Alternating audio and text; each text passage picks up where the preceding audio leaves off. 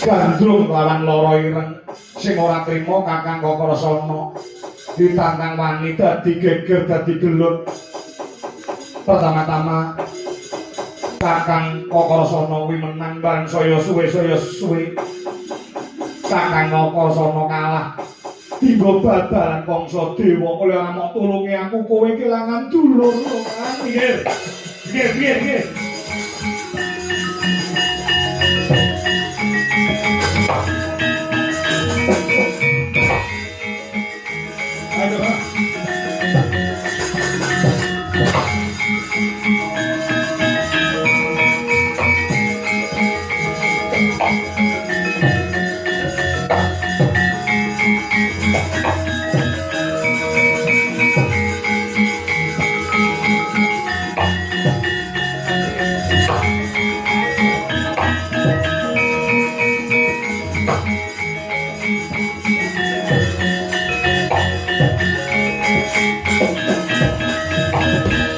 Atur miturut mandhut sumarah ning Gusti Dene Sidi Anggotama panindhaking praja ngadil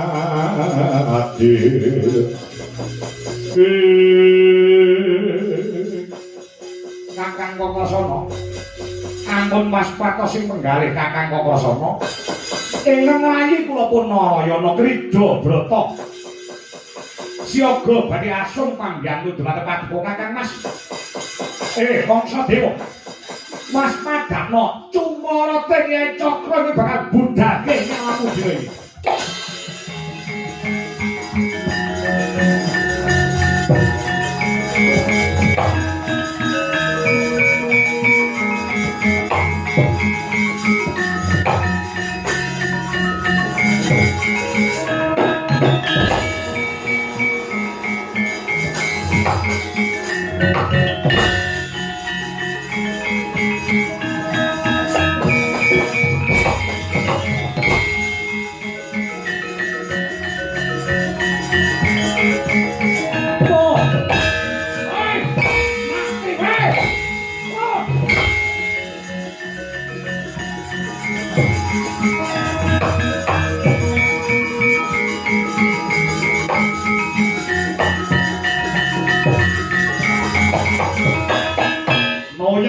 Ayo Baskara Titi Mangsa Lena Sang Kangsa Dewa Datan Uninga kalamunta bebaya ana sang ngareping netra cumlorete Kyai Cakra Baskara ingkang pesat kaya kilat kesik kaya tatip kena jangga tegese gulune Sang Kangsa Dewa pedhot gulune glundung pusakane mati Sang Kangsa Dewa.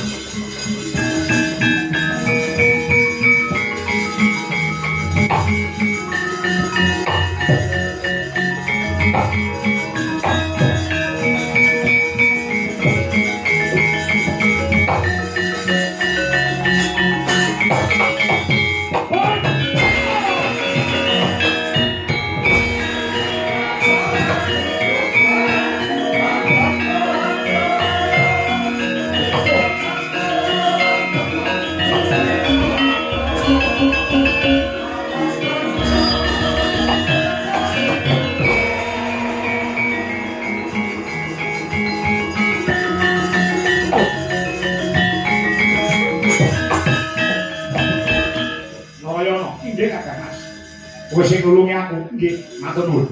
Iki anak Ratu Mandura Prabu Basudewa ning ngerti aku karo kowe sing dadekake patine Kangsa iso aku karo kowe kecekel dening aparating negara cempluke Pakunjaran. Ayo semeneh sawanawis sumingkil sawetara.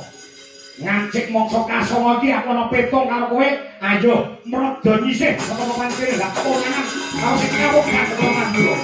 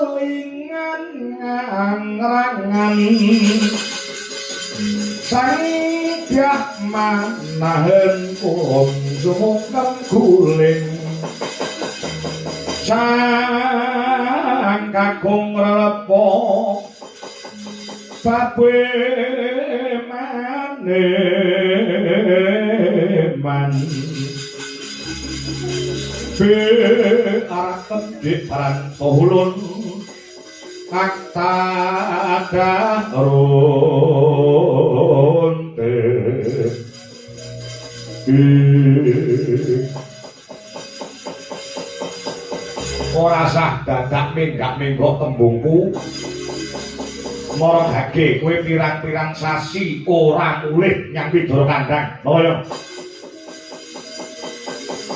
yen iya yen ora kandha ora kabar sing tak tampa kowe ning njaba desa Widara Kandhang wani tumindak curika oke sing do lapor lawan Krasana yen to kowe saiki dadi begal, dadi maling, dadi rampok, dadi kecu. Mandhegani para klitih-klitih sing jejarah rayah bandane wong liya. Kuwi wong bener iki.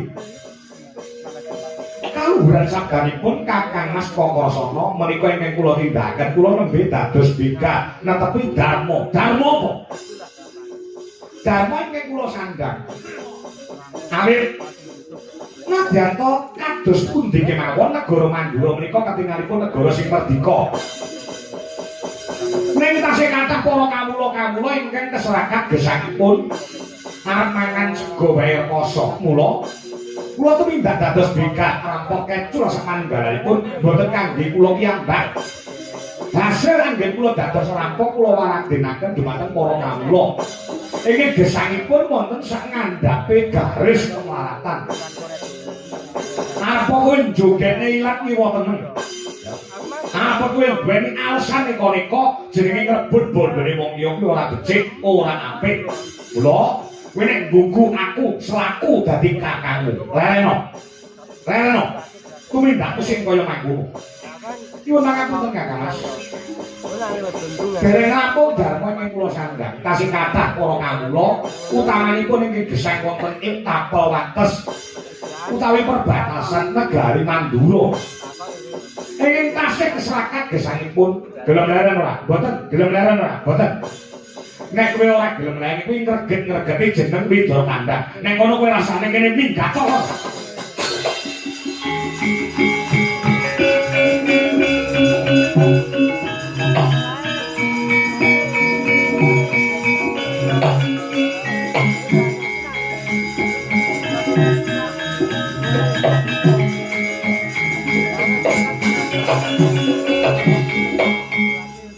Dereng tanggap dereng ngertos sejatine krenteke sedya kula nggih kula dados begal awit wonten paribasan wes rasa kanggo paribasan bangune gelem leren ora mboten nek kowe gelem leren kowe manggono nang Widara Kandhang ewadene kowe arep nutupe dadi maling dadi rampok dadi begal minggat to saka papan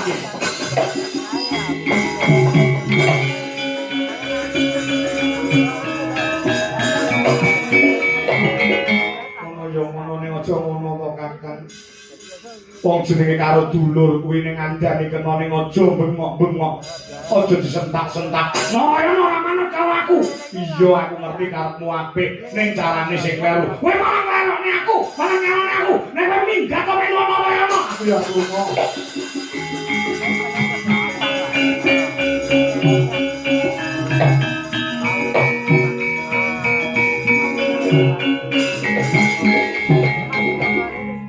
Aku ngerti hatimu. Kokosan. Piye kan kowe? Ngerti ya? Asline adik-adikmu mau tunduk lunga kuwi asline kowe duwe karep warisane bapak arep gaglak dhewe ya. Iya ora? Ora ndene ngono, kowe malah ngalami aku. Nyatane. Nyatane kowe nundung karo Narayana. Narayana ora manut karo aku. Nek gelem tak tuturi ya kena ning carane iku sing bener.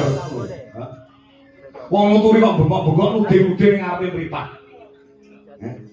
Kudune ya Kokosana.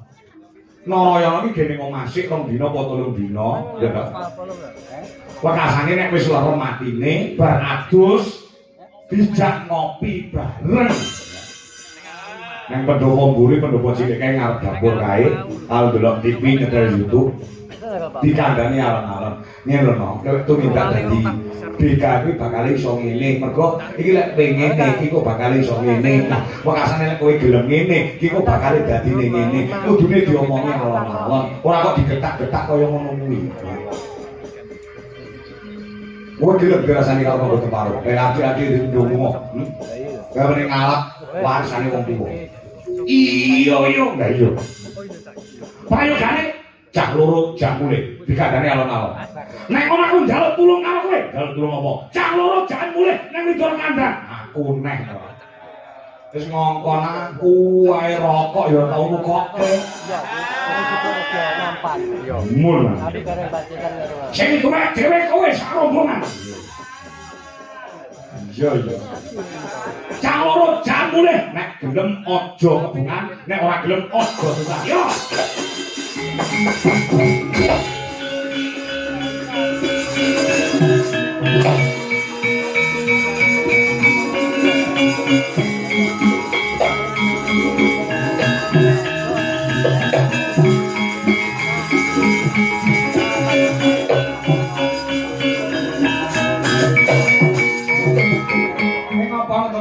Lore kan?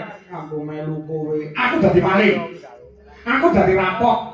Leket teking jagat manut maning jajalanan njejemberi donya. Aku. Kowe karo Kakang Kokosana wong suci ya. Dhek ora ngerti karo aku dadi maling ki arep ngopo ngono. Aku luwih cocok karo Kakang Narayana timbang karo Kakang Kokosana. Kakang Kokosana iku nesu, apa sithik nesu. Kakang Narayana sing luwih sabar karo aku. Aku dadi begal. Aku ya melu dadi begal. Apa kowe iso begal? Wong begal kuwi kudu ngetokne Kaji Jaya Kawijayan. Bela diri saora-ora taekwondo lan pencak silat. Pencak silat kok pencak silat. Kudu gelem luwih dhisik nek pengin dadi begal.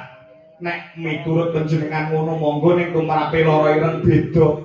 Carane begal beda karo Kakang Narayana. Kira-kira nek aku gelem begal, hasile oke aku timbang kowe. Caramu begal piye? Nganggo ayune rupaku. Wong lanang-lanang sugih-sugih kae tak esemi, tak wekasane tak goro-godho, pendak isuk tangi turu tak WA terus. Tak penehi tak kirimi gambar love. Suwi-suwi mriki danan aku lah. Nek wis kedanan aku rasa dadak pencak silat terus dadi geran jotosan. Kok kasane aku iso nyedot duwite wong sugih-sugih. Iya rek nom, nek tuwek kepakate nek tuwek nek dhek iki danan tenan yo ora ketan sithik tak keki. Kira-kira hasilnya oke aku timbang kowe. Jajah timbang kowe gumelut nganti ngetone keringat metu getihmu. Nah aku rasa ngetone getih, ngetone liyane.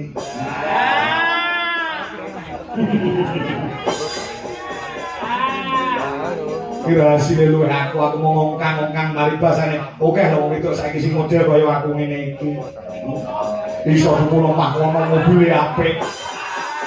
Omahe magro-magro mergo dodol begit saha.